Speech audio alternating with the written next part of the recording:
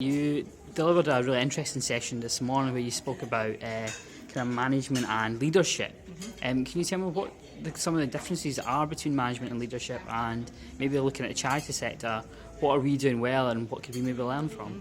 I mean, fundamentally, management is about being transactional and leadership is about being transformational. So that's the kind of key difference.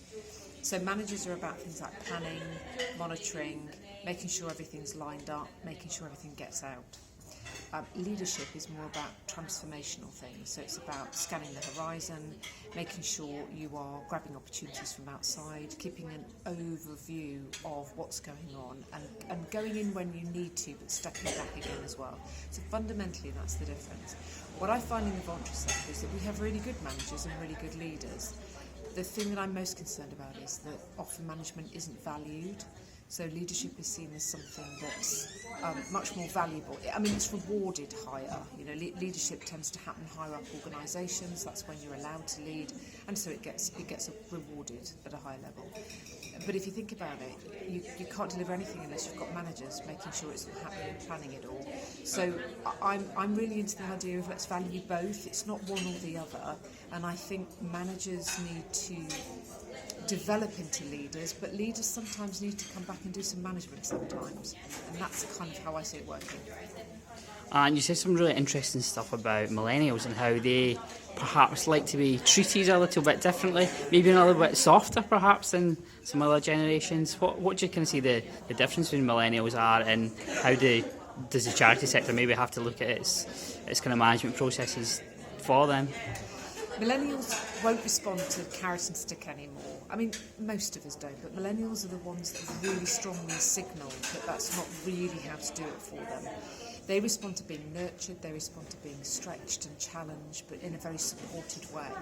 So they don't want to stay in environments where they're just asked to jump that high, but nobody gives them a trampoline to get there. They want to make sure that they are supported in what they're doing, and they love growing and they love developing, and they do like to be encouraged. They're not brilliant at taking criticism, so we have to ease them into that kind of thing and show that criticism is a way to grow and that feedback is a way to make them even better at what they do. So it's not that they're weird or strange people, but if you think about it, they're probably the first generation that have chosen the voluntary sector very clearly as a career path. A lot of us in my generation fell into the voluntary sector. It only professionalised probably about 20 or 30 years ago. So it's a very different feel when they're coming, when you're actively choosing a career that you want to do, and you see it as something you want to make your lifetime's work. So yeah, we do have to treat them differently, and they do want more softer things, and they will job hop to get better experience, and that's just the way they behave. So we need to make sure we're responding to that.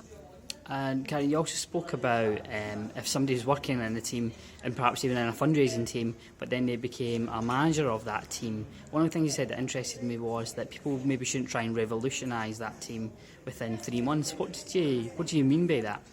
Yeah, I mean, the time frame isn't set, but there's something about getting to know the team, understanding the challenges from a manager's point of view, because you've been in the team. And sometimes when you're in the team, you were possibly a little bit critical about the manager of the team, and now you are that manager.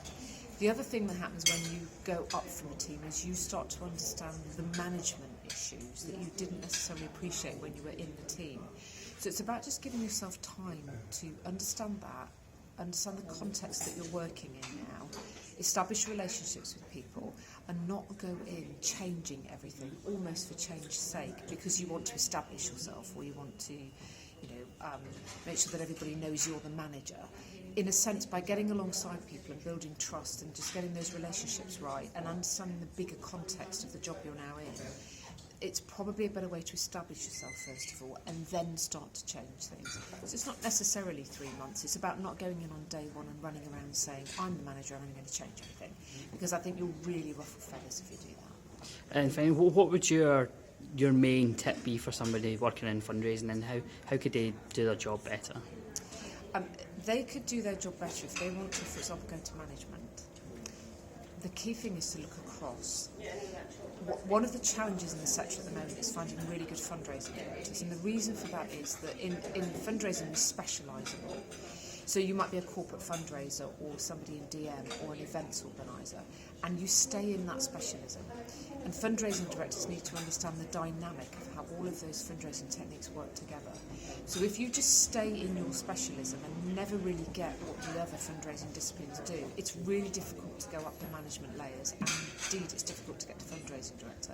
So I'd really urge people to just be darn right nosy and curious and find out about other techniques and how they all work together to really broaden their view of what fundraising is about.